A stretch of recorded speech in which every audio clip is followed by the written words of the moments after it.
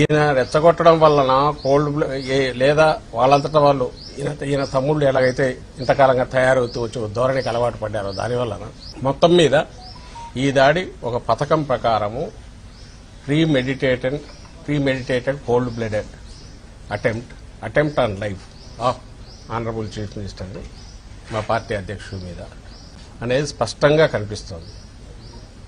ఎందుకనేది కూడా రిపీటెడ్గా చెప్తున్నాము, మళ్ళీ చెప్తాను. ఆ రాయో ఆబ్జెక్ట్ ఏదో చాలా ఫోర్స్ఫుల్గా జగన్మోహన్ రెడ్డి గారికి నుదుటను తగిలి కంటి దగ్గర, అక్కడి నుంచి మళ్ళీ పక్కన వెళ్లి వెల్లంపల్లి శ్రీనివాస్ గారి కంటికి డైరెక్ట్ తగిలింది. ఆయన కన్సూపు ఇంకా 48 అవర్స్ అబ్జర్వేషన్ అంటున్నారు, స్క్రాచెస్ ఉన్నాయంటున్నారు. ఆయనది ఇంకా అదృష్టం, ఎంత అదృష్టం అంటే కన్ను పోయేంత వరకు పోయి మళ్ళీ వెనక్కి వచ్చినంత అదృష్టం చూస్తే క్లియర్గా తెలుస్తుంది. ఒక వ్యక్తికి తగిలిన తర్వాత అంత ఫోర్స్ఫుల్గా మళ్ళీ అంతే ఫోర్స్తో ఇంకొకరికి తగలడం అంటే అది చేత్తో విసిరిందో లేక ఏదైనా ఇంకో చిన్న కేటపుల్ లాంటి దానికంటే కూడా ఇంకా పవర్ఫుల్ ఆయుధం మీద వాడినారేమో అని అనిపిస్తుంది. డిస్టెన్స్ కూడా కొంత ఎక్కువ నుంచి వచ్చినట్టుంది. పక్కనే బిల్డింగ్లు ఉన్నాయి, ఇవన్నీ ఇన్వెస్టిగేషన్లో తేరాల్సిన అంశాలు. ఎవరో షార్ప్ షూటర్ అయి ఉండాలి, గురి తప్పకుండా కొట్టగలిగిన వాడై ఉండాలి. ఈయన టక్కున తల తిప్పడం వల్ల ఇటు తగిలినట్టుంది. ఒకవేళ స్ట్రైట్ ఉంటే కన్ను తగిలినచ్చు, లేదా కన్ను తగిలినచ్చు కొంచెం తిప్పుతుంటే. సో ఇంతగా క్లియర్గా కనపడుతున్న ఇది ఎవరో ముందే అనుకొని ఒక ప్లేస్ వెతుక్కొని అక్కడ ఉండి అక్కడ నుంచి ఆ టైంకు కరెక్ట్ షూట్ చేశారు.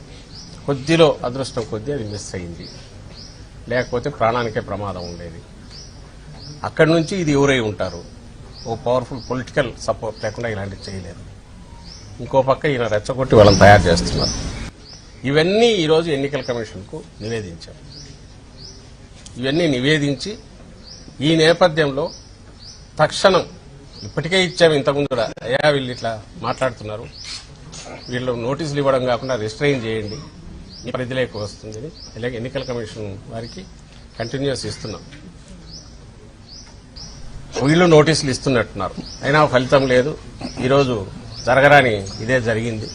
ఈ నేపథ్యంలో ఇప్పటికైనా దీన్ని సీరియస్గా తీసుకుని చంద్రబాబు నాయుడు గారిని, ఆ పార్టీ నాయకులను మొత్తం ఇలాంటి హేట్ స్పీచెస్ కానీ, రెచ్చగొట్టే ఇన్స్టిగేట్ చేసే రెచ్చగొట్టే స్పీచెస్ కానీ కార్యకర్తలకు వాళ్ళకి ఇచ్చి ఇలాంటి దారుణాలకు కారణం కాకుండా తక్షణం నియంత్రించాల్సిందిగా కోరుతూ ఇప్పుడు రిప్రజెంటేషన్ ఇచ్చాం.